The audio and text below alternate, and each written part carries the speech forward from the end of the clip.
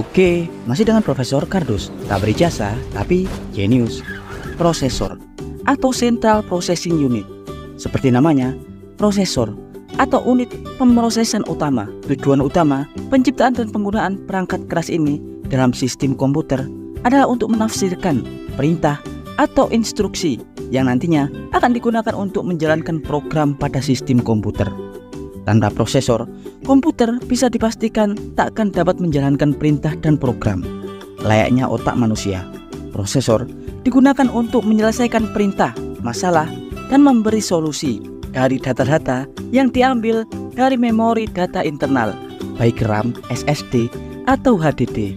Ya, sebelum Profesor Kardus akan membahas lebih jauh tentang cara kerja sistem pusat dari komputer ini, kalian wajib tahu struktur sistem operasional utama dalam perangkat komputer. Diketahui, saat ini ada dua metode pengkodean dalam sistem komputasi. Yang pertama, yang lebih klasik, adalah metode bit atau binary digit. Metode binary digit hanya menggunakan pengkodean angka numerik 1 atau 0. Metode ini digunakan pada perangkat-perangkat yang saat ini umumnya kita gunakan. Sistem pengkodean numerik ini umumnya digunakan pada prosesor atau CPU klasik yang kita gunakan sehari-hari. Karena CPU klasik hanya dapat memahami perintah melalui perilaku transistor yang tersusun secara kompleks di dalam prosesor atau CPU. Ya, tahukah Anda? Prosesor klasik umumnya menempatkan banyak transistor supermikro pada sirkuit sel memori dalam CPU. Bahkan, jenis prosesor tercanggih milik Apple, yakni M2 prosesor, memiliki jumlah transistor supermikro sebanyak 134 miliar transistor. Karena pada dasarnya sistem transistor beroperasi layaknya sebuah saklar listrik, yakni off atau on, mati atau hidup, terhubung atau tersambung.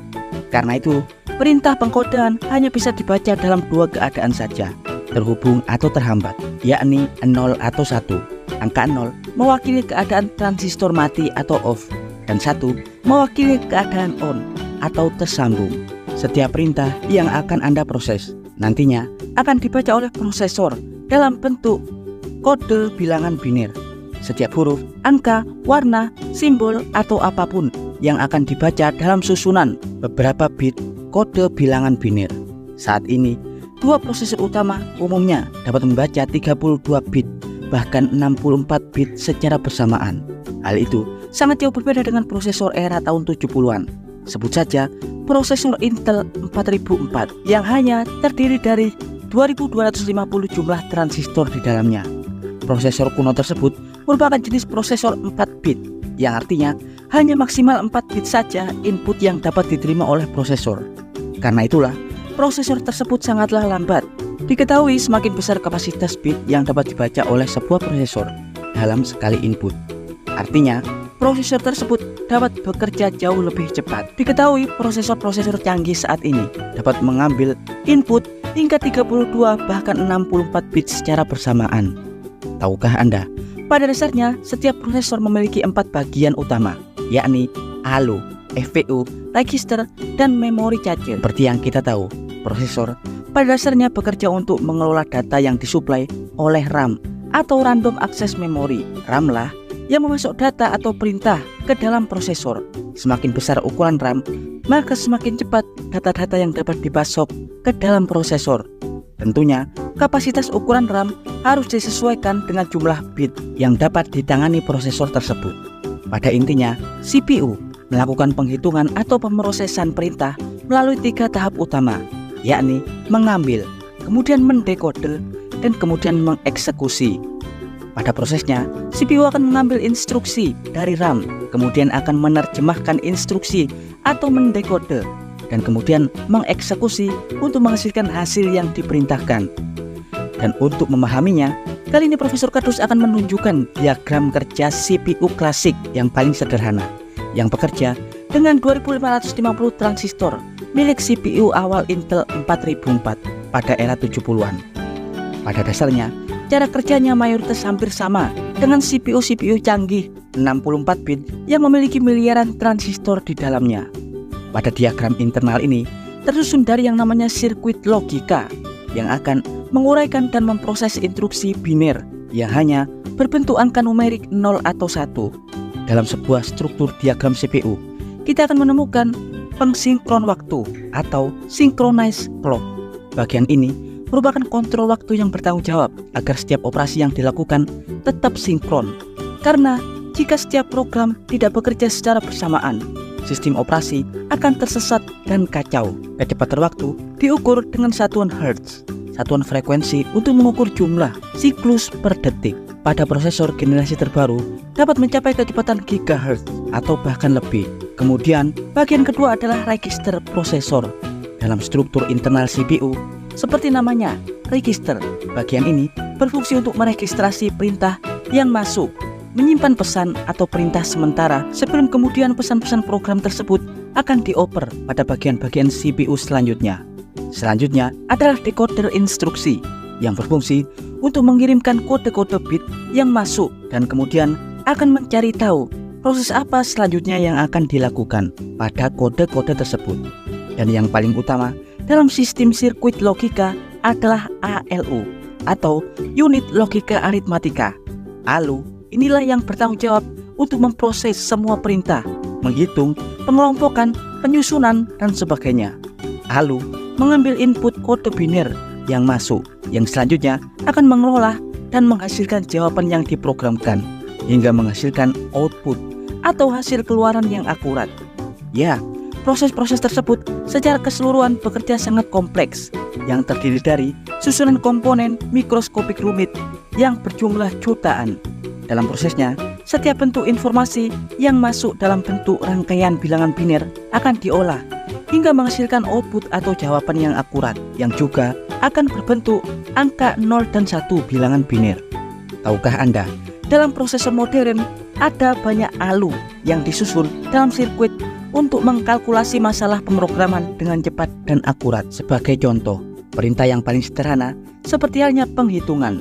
Contoh, pada komputer Anda ingin menghitung angka 2 ditambah 3. Pada prosesor 4 bit, angka 2 dan 3 tersebut akan diwakili oleh 4 bit biner yang kemudian direpresentasikan menjadi angka, seperti angka 2 yang tersusun dari bit 0010 dan angka 3 yang tersusun dari bit 0011. Keduanya adalah bit yang diinput untuk diselesaikan oleh prosesor. Nantinya, dua input tersebut akan diperintahkan dan dimasukkan pada unit logika aritmatika, di mana dua input tersebut nantinya akan diproses seperti perintah. Jika penjumlahan, maka ALU akan memprosesnya dengan penambahan kode 00. Jika perkalian, maka dengan pengkodean 01, pengurangan pengkodean 10, pembagian pengkodean 11. Segala proses telah diprogramkan pada ALU dalam bentuk biner. Karena perintah atau input yang masuk adalah penjumlahan, maka ALU akan menambahkan kode 00 yang pada hasil akhir ALU akan memberikan solusi dengan pengeluaran jawaban melalui output yang juga berbentuk binary kode. Ya, contoh di atas adalah penghitungan logika yang sangat sederhana. Namun, jika perintah yang diberikan bersifat kompleks dengan banyak logika yang tersusun, seperti penghitungan rumit dan panjang dan berbagai perintah juga, maka ALU akan memprosesnya melalui gerbang logika yang kompleks yang telah diprogramkan. Gerbang logika berfungsi untuk mengolah perintah yang terdiri dari banyak masukan. Pada prosesor super canggih generasi terbaru, ada banyak gerbang logika yang digunakan. Tapi pada prosesor sederhana dengan 4 bit yang kita bahas sebelumnya, kita hanya menggunakan 3 gerbang logika saja, yakni AND, OR, dan QOR. Sirkuit gerbang logika disusun dari beberapa komponen termasuk transistor-transistor. Contoh gerbang yang paling sederhana, yakni gerbang AND, yang hanya disusun dari 3 resistor dan 2 transistor. Pada saat gerbang AND menerima 2 buah input biner, jika keadaan input tersebut bersifat benar, maka keluaran output akan berbentuk angka 1 dan output transistor akan menyala.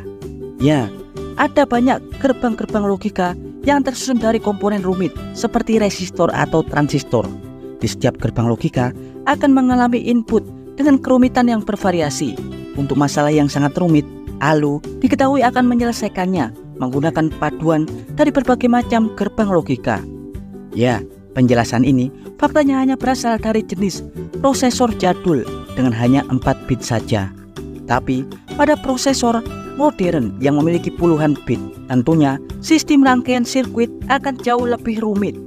Tahukah Anda, bahan-bahan utama yang umum digunakan untuk merangkai sebuah prosesor selain komponen-komponen elektronik, beberapa di antaranya tersusun dari silikon, plastik, tembaga, dan beberapa bagian lainnya dimuat dengan kandungan emas.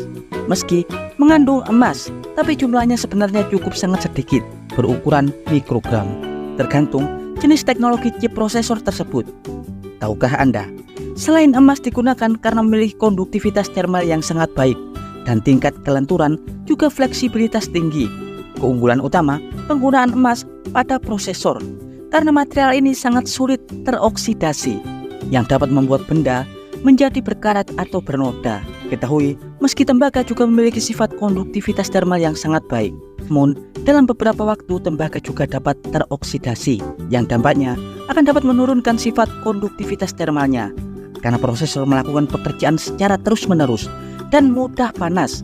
Maka dari itu, pada bagian-bagian tertentu emas dibuat sebagai bahan pelapis beberapa komponen dalam prosesor. Ya, dan berikut adalah informasi singkat tentang cara kerja prosesor. Bagaimana prosesor bekerja dengan metode penguraian bilangan biner atau binary digit. Dan untuk prosesor bit kuantum, dalam konten sebelumnya Profesor Kardus juga telah banyak mengulasnya. Jangan lupa like dan subscribe di channel Profesor Kardus. Tak berjasa, tapi jenius. Profesor Kardus dari Intel Processor Manufacturing mengabarkan